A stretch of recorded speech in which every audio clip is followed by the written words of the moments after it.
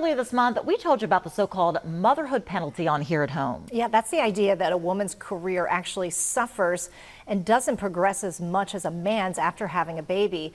Bankrate analyzed 2024 Census Bureau data and found that full-time working mothers earn 35% less on average than working fathers last year.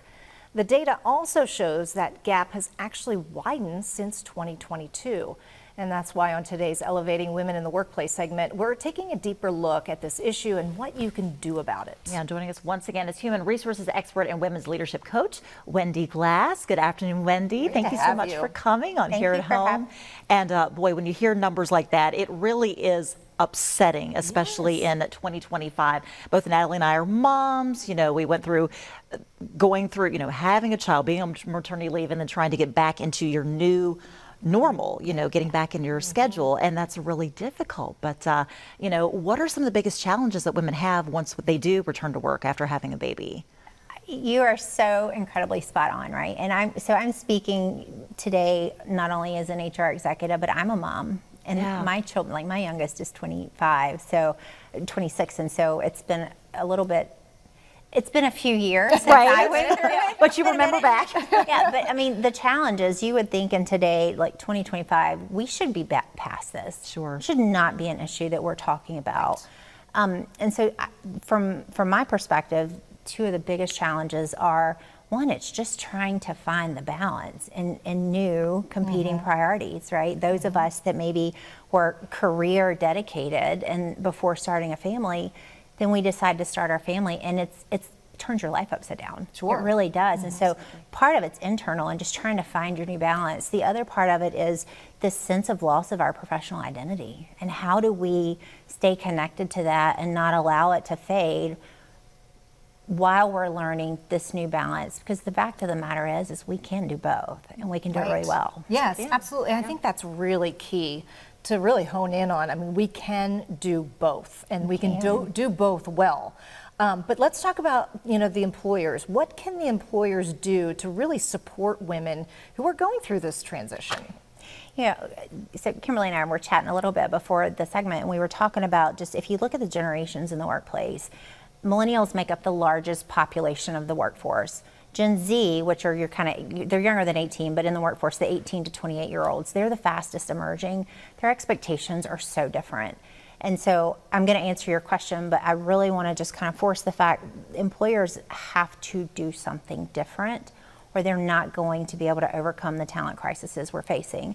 But it starts with having family-friendly policies, having solid HR policies that support employees to be both human and an employee, because our lives intersect. There's no way that you can be you're only an employee at work and you be who you are when you're not here. It's an unreasonable expectation. So having good programs, having solid policies, knowing the law, you need to know there's things in the laws that require, like new nursing moms. By federal employment law, you have to provide a private, clean lactation space, and you have to provide reasonable time that's not unpaid for them to go and express milk up until the child's a year old. And so that's one side of it. It's kind of the things you really should do to stay out of trouble. But the other part is the good idea things to do. Like, how are you educating moms? How are you making sure they know what's available to them? I can say in my almost 2 decades as an HR executive, HR professional, it was heartbreaking how many new moms or expecting moms, they were approaching their delivery, would come in or shortly after giving birth and learn that they weren't going to be paid after usually 6 weeks. Short-term disability, they get confused about FMLA allows 12 paid or 12 weeks protected leave, but FMLA doesn't pay you. So employers have got to start educating new moms earlier. And if you're planning to start a family, it's not just on your employer. you have some ownership in exploring and finding out those things too. Yeah, and just advocating for yourself. Absolutely. And one thing that, I think all of us moms can agree on is we learn time management. When you have kids and you've got X amount of time to, get your housework done, to get ready for work, to get them, daycare, babysitter, whatever, you have that extra skill, maybe even better than you had before you had kids. So really advocating for yourself and your skills and that schedule that you need, that flexibility. Right. Yeah. I tell there's kind of been this shifting tide really since COVID, right? Where do we allow work from home? Do we make everybody come back to the office? And I think what smart employers are learning is there's a blend. There's a healthy blend.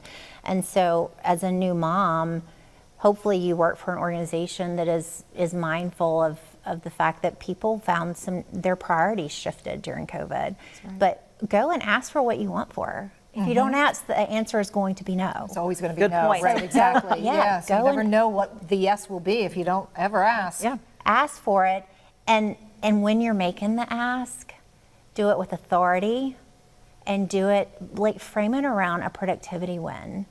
If I could come back part-time and work half days for 2 or 3 weeks as we're adjusting. Your other option, if you're still within your FMLA window, right, is okay, or I could not be here at all during that time. And so it can really be a win-win for both. Right, yeah. Don't be afraid to, ask for what you want, what you need. Right. Yeah. Right, that's good advice. Wendy, It thank is, you so always. much for being here. We Yes. certainly appreciate it. You can follow Wendy online, and there's the website, igniteleadershipcoach.com. And of course, we'll have those links over on our website at wdbj7.com. Always great seeing you. Wendy. Thank you. Yeah, great. All Thank you. right.